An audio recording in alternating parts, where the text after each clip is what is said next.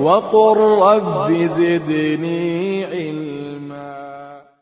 Qu'est-ce que Anas ibn Malik nous a dit? قال رسول الله صلى الله عليه وسلم.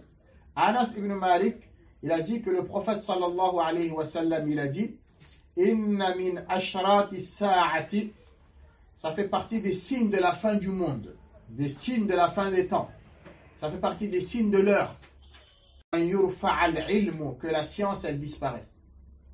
Ça fait partie des signes de la fin du monde, que la science elle disparaisse, et que l'ignorance se répand. C'est le cas ou c'est pas le cas? Les savants à notre époque, tu peux le compter sur le bout des doigts. Les étudiants en sciences, par rapport aux gens qui courent après la dunya, tu peux le compter sur le bout des doigts aussi. Ceux qui sont à la recherche de la science, ils sont minoritaires par rapport aux musulmans qui courent après l'argent.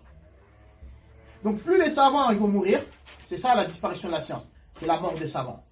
Les savants ils vont mourir petit à petit, les savants ils vont mourir, les étudiants en sciences ils vont mourir, jusqu'à qu'il n'y aura plus personne sur terre, ou bien il y aura moins de personnes dans les villages ou dans les pays.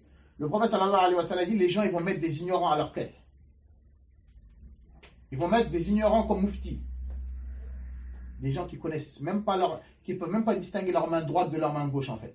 C'est eux qui vont mettre à leur tête. Mais tellement les gens ils seront ignorants qu'ils ne pourront pas distinguer que celui-là qui est à leur tête c'est un ignorant. Tellement les gens ils seront encore plus ignorants que lui encore.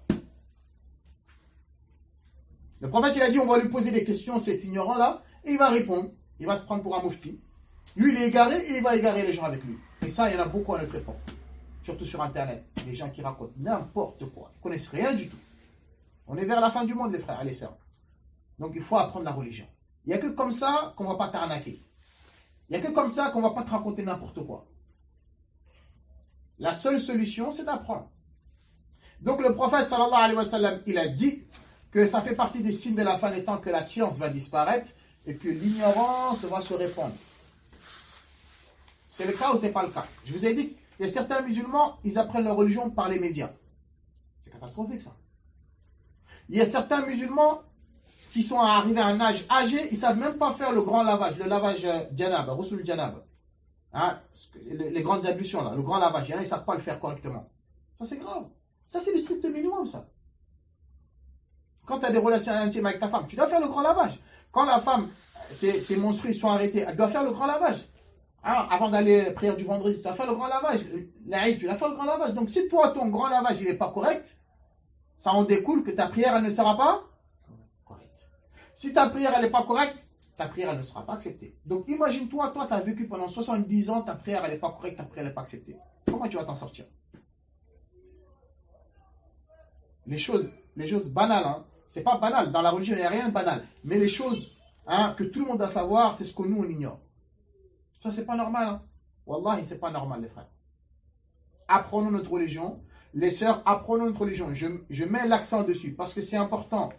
On va le voir tout à l'heure. C'est ça la priorité. On doit travailler. Je suis d'accord avec ça. Personne n'est contre ça. Mais notre religion, on doit la connaître. On doit l'apprendre. Voyez. Maintenant, ce que le prophète il va citer là, ça découle de l'ignorance. Il a dit wa yushrab al-khamr. Et ça concerne les musulmans, ce que le prophète il dit. Et les musulmans, ils vont boire de l'alcool. Ils vont plus en plus de musulmans vont boire de l'alcool, des boissons enivrantes. C'est le cas ou c'est pas le cas? Hein? Tu vois à Carrefour ou dans les trucs, tu vois des musulmans avec des bouteilles d'alcool, normal.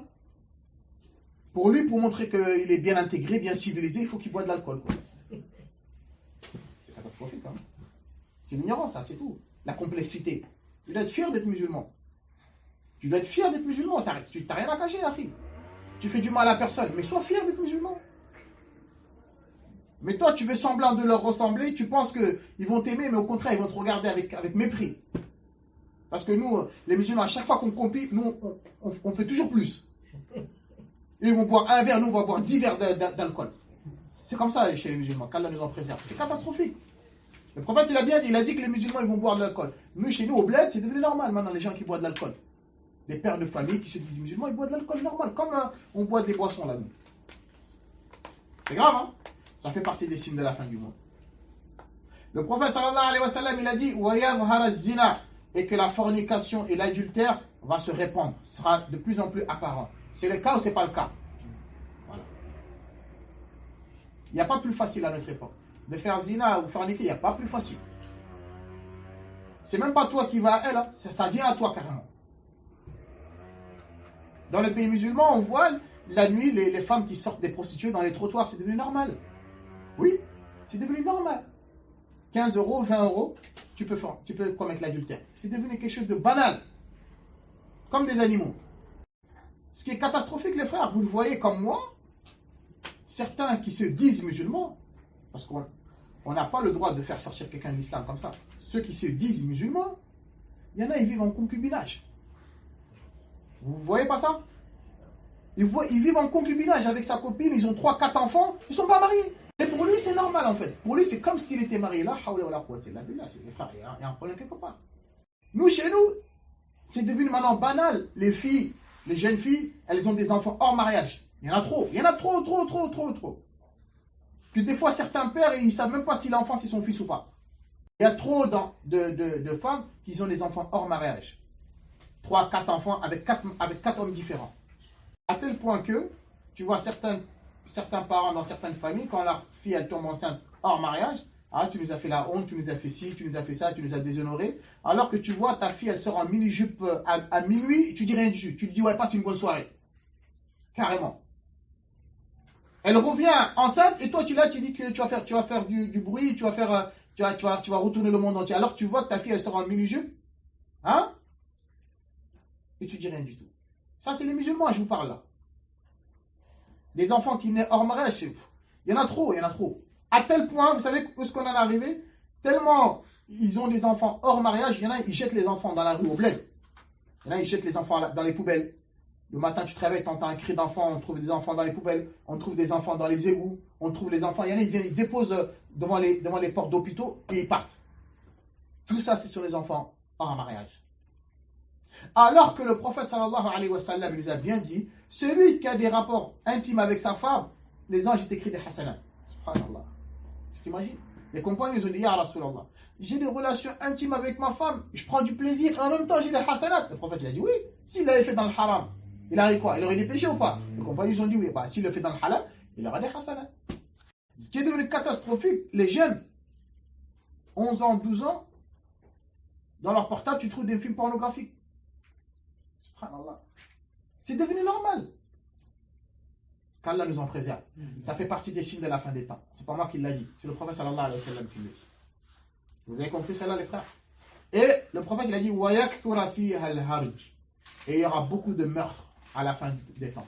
Les gens ils vont s'entretuer banalement. On le voit ou on le voit pas? Il y en a ils ne sont pas tués pour des 10 euros, pour une cigarette, pour un regard mal placé. Hein? On ne voit pas les musulmans dans les cités, ils se tuent avec des kalachnikovs, ils s'entretuent entre eux. C'est le cas ou c'est pas le cas? Voilà. T'entends à la télé, il y a eu 10 000 morts, il y a eu 5 000 morts. Maintenant, les gens, ils meurent comme des mouches. C'est devenu, les chiffres, tellement on a l'habitude d'entendre 5 000 morts, 200 morts, ici, là, c'est devenu normal. Et le prophète, c'est ce qu'il a dit. Il y aura beaucoup de gens qui vont mourir, hein, banalement. Les gens, ils vont s'entretuer pour rien. À tel point que celui-là qui tue, il ne sait même pas pourquoi il a tué. Et là, juste pour la notoriété. Pour dire que voilà, c'est moi le chef, c'est moi le roi, tout le monde a peur de moi, il tue quelqu'un comme ça, gratuitement. On est à cette époque-là, on n'est pas à cette époque, donc on doit avoir peur. Donc pendant que certains savants sont encore en vie, certains qui sont dotés de science sont encore en vie, profitons-en de prendre d'eux avant qu'ils disparaissent. Parce que lorsqu'ils vont disparaître, la science va disparaître, et c'est les ignorants qui vont vouloir prendre le fauteuil. Et ça va être catastrophique. Qu'Allah nous en préserve.